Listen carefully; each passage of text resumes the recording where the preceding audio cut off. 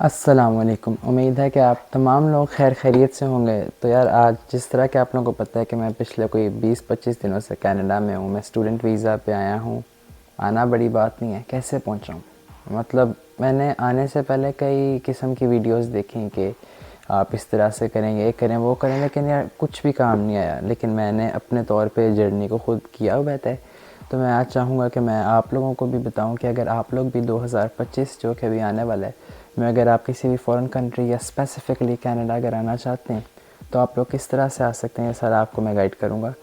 Video थोड़ी सी लंबी होगी लेकिन इसमें हम एक एक स्टेप की बात करेंगे और अगर आप लोग एंड तक जुड़े रहेंगे तो आप टोटली क्लियर हो जाएंगे कि सारा प्रोसेस है किस तरह से और इसमें क्या क्या होता है। अच्छा, जब बात आती है फ़ॉरेन एजुकेशन की तो आपके जहन में कई से ममालिक और भी आते हैं, लेकिन यहाँ पे हम लोग स्पेसिफ़िकली कनाडा की ही बात करेंगे क्योंकि मुझे बाकी किसी कंट्री का आइडिया नहीं है।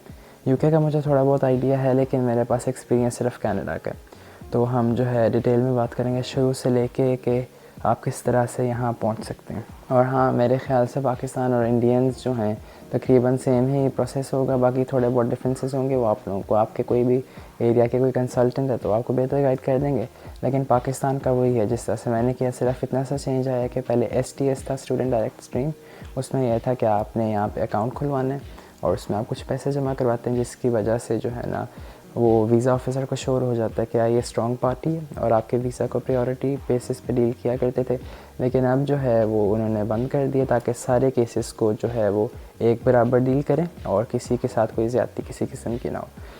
चलें शुरू करते हैं।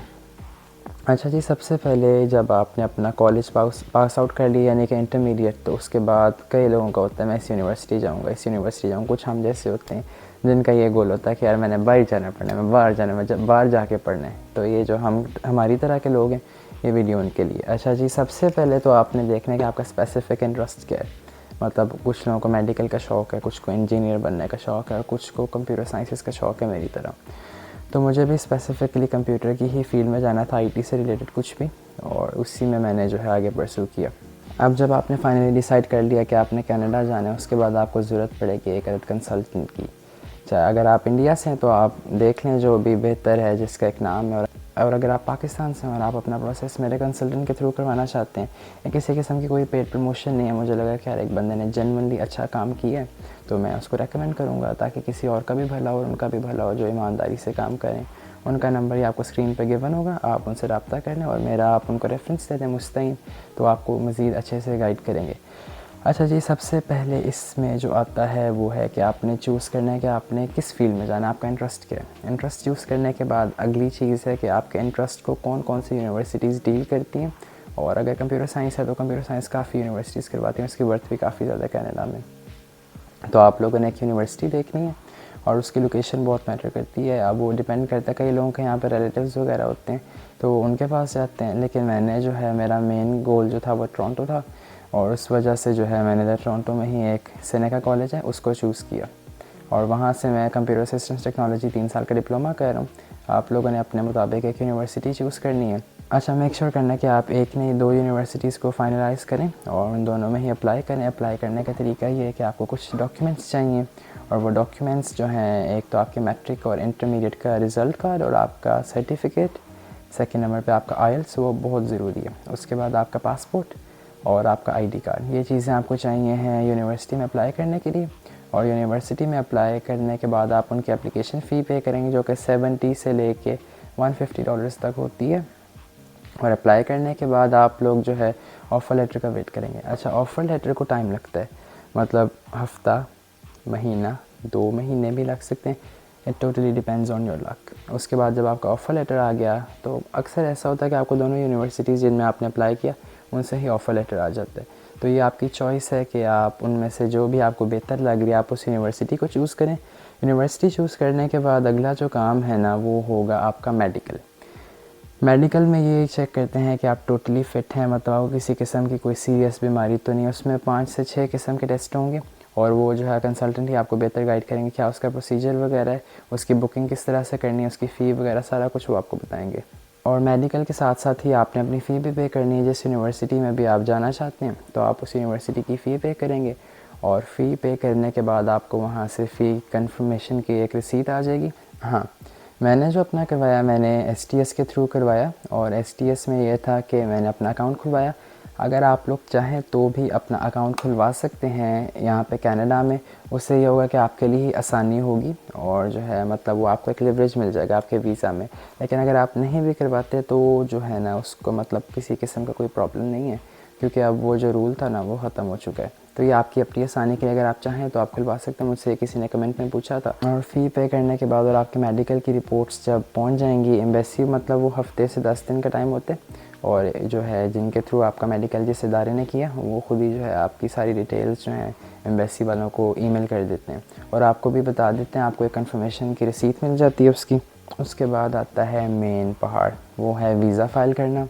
और वीज़ा फ़ाइल करना थोड़ा सा ट्रिकी भी है, और इसमें जो है मतलब इसमें असल आपके कंसल्टेंट की ज़हानत का पता चलता है, क्योंकि इसमें कई सारी चीज़ें आती हैं, और आपका केस जितना स्ट्रॉन्ग होकर जाएगा उतना आपके वीज़ा लगने के चांसेस ज़्यादा हैं। तो इस मामले में भी मेरे कंसल्टेंट्स ने बहुत अच्छी तरह से किया था, और उनका नंबर आपको एक दफ़ा दोबारा स्क्रीन पर शो हो रहा है, अगर आप चाहें तो उनसे रब्ता कर सकते हैं। खैर, आप बात करते हैं जी वीज़ा फ़ाइल करने की। तो वीज़ा फ़ाइल करने के लिए आपको कई सारे डॉक्यूमेंट्स चाहिए। आपको मैं एक एक करके बता भी देता हूँ ताकि आप लोगों को पता चल जाए कि क्या क्या आपको रिक्वायर्ड है। सबसे पहले तो अगर आपको आपके फ़ादर की सपोर्ट है तो आपको फ़ादर की बैंक स्टेटमेंट चाहिए होगी, क्योंकि अब ये मैंडेटरी है। और बैंक स्टेटमेंट आपकी जो है 2 से 3 महीने की होनी चाहिए फ्रोज़न, और इतना हो कि मतलब आपके 1 साल का जो ख़र्चा वगैरह है वो उस बैंक स्टेटमेंट में हो। मतलब नॉर्मली 6 मिलियन की भी इनफ होती है। उसके बाद आपको आपके एजुकेशनल डॉक्यूमेंट्स चाहिए, जो मैंने आपको पहले भी बताए हैं। फिर आपको आपका ऑफ़र लेटर यानी कि जो लेटर ऑफ एक्सेप्टेंस जो यूनिवर्सिटी की तरफ से मिला वो चाहिए, और जो आपकी ट्यूशन फ़ी जो आपने पे की है उसकी एक रिसीट होगी, वो रिसीट आप साथ अटैच करेंगे। और आपको आपका कंप्लीट पासपोर्ट चाहिए, अगर पहले आपके कोई वीज़ाज़ वगैरह लगे हैं या जो भी है तो वो आपको चाहिए साथ। हाँ, एक और बहुत इंपॉर्टेंट चीज़ वो अब जो इन्होंने लाजमी कर दी है पिछले साल से, वो है आपका प्रोविंशियल अटेस्टेशन लेटर।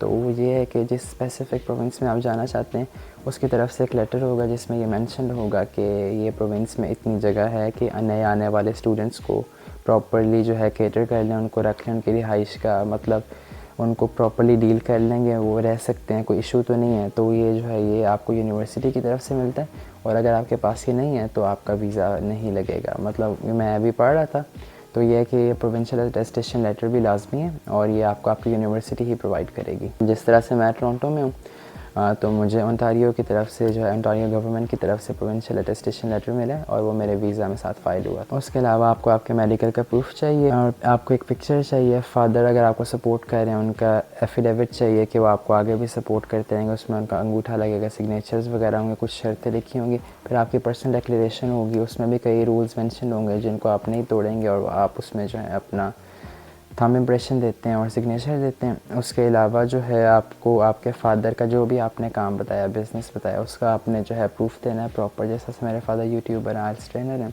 तो उनकी क्लासरूम की पिक्चर्स, यूट्यूब पेमेंट प्रूफ, सारा कुछ जो है दिया था साथ, ताकि केस स्ट्रॉन्ग हो।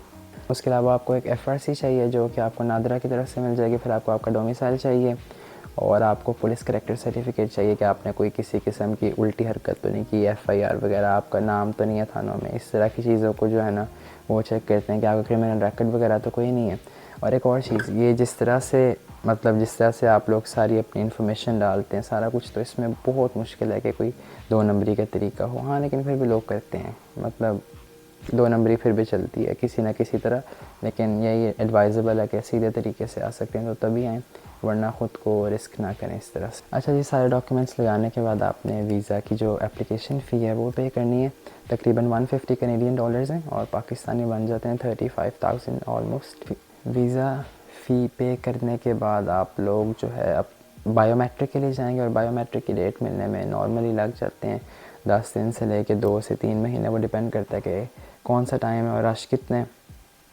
उसके बाद जब एक दफ़ा आपके थंब इम्प्रेशंस चले गए कैनेडियन एम्बेसी में, उसके बाद आपकी वीज़ा पे वर्किंग शुरू होती है। तो जो 2 से 3 महीने का टाइम है आपके बायोमेट्रिक होने के बाद वो टाइम शुरू होगा, और फिर आपने बस इंतज़ार करना है फाइनल डिसीजन का। अब वो आपकी किस्मत पे रिजेक्शन है या एक्सेप्टेंस है, तो वो डिपेंड करता है कि आपका वीज़ा जो है कितना स्ट्रॉन्ग है, आपका SOP कितना स्ट्रॉन्ग है, SOP आपने कितना अच्छा लिखा है, और SOP में आपने कितने अच्छी तरह से जो है अपने यहाँ पे आने का पर्पज़ वीज़ा ऑफिसर को बताया है। तो ये चीज़ें सारी बहुत मैटर करती हैं। और आखिर में ये है कि जब आपके सारे प्रोसेस हो गए फिर आपने सिर्फ वेट करना है 2 से 3 महीने का, और उसके बाद आपका वीज़ा आ जाएगा। वीज़ा आने के बाद जी ये होगा कि आपने उसी जगह पे जहाँ पे आप लोग पहले बायोमेट्रिक के लिए गए थे, आपने दोबारा उसी जगह पे जाना है। वहाँ पे आप अपना पासपोर्ट जमा करवाएंगे और वो उसको भेजेंगे आगे एम्बेसी में, मेरे ख्याल दुबई में है या कनाडा में। तो वहाँ पे आपका पासपोर्ट जाएगा, उस पर वीज़ा लगेगा, उसके बाद आपको वापस मिलेगा। हाँ, वो वीज़ा लगने के बाद भी आपको जो है आपका स्टडी परमिट और जो वर्क परमिट होता है इधर 24 आवर्स का, वो नहीं मिलता। और वो किस तरह से मिलता है, वो इधर एयरपोर्ट पे आते हैं, वो प्रॉपर एक उसका जो है मैकेनिज़्म है, वो आपको मैं एक अलग से वीडियो बना के बताऊंगा क्योंकि वो भी थोड़ा सा डिटेल प्रोसेस है। तो मेनली यही सारी चीज़ें हैं। हाँ, अगर आप लोग आना चाहते हैं तो ये मेन जो है प्रोसेसेस हैं। और मेरे जो कंसल्टेंट हैं जिनके थ्रू मैंने करवाया, उनका नंबर आपको एक दफ़ा मैं फिर बता रहा हूँ। मैं आप लोगों को इसीलिए बता रहा हूँ बार बार क्योंकि मैं चाहता हूँ कि यार अगर तो वाकई कोई आना चाहता है ना तो उसका भी भला हो और उसके लिए भी आसानी हो, उसके लिए बेहतरी हो, क्योंकि टाइम आपका बहुत इंपॉर्टेंट है। मतलब एक एक दिन जो आपका गुजर है ना वो एक्सट्रीमली इंपॉर्टेंट है। तो कोशिश करें कि अपना जो केस है वो किसी जेन्युइन बंदे को दें।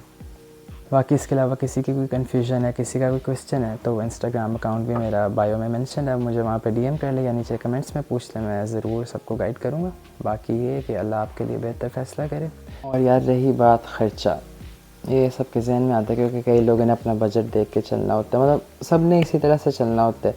तो यार आप लोगों को बेसिक सा आइडिया मैं देता हूँ, मैंने पिछली वीडियो में भी बताया था, दोबारा बता देता हूँ मज़ीद प्रिसाइज़ करके।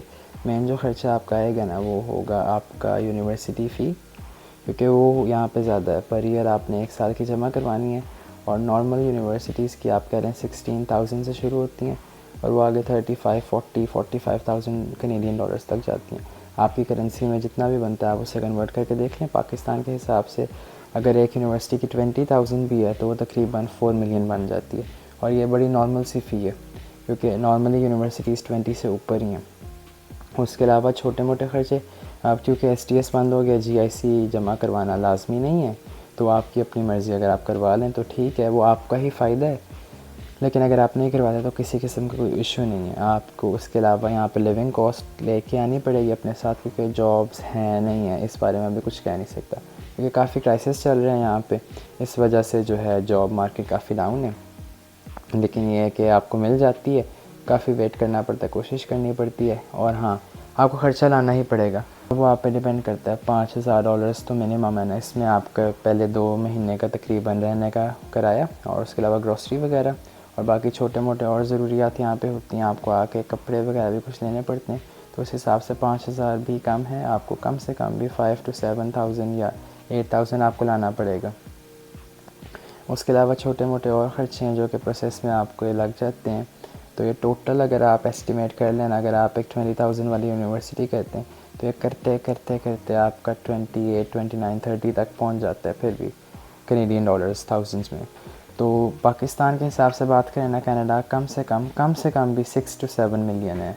तो उसके अलावा जो है फिर कई और ख़र्चे हैं, वो अब आप पे है कि आप कितना ज़्यादा करते हैं। और अगर आप थोड़ा सा टाइट बजट है तो आप उस हिसाब से भी कर सकते हैं। इस चीज़ के बारे में आपको बेहतर जो है कंसल्टेंट ही कोई गाइड करेगा।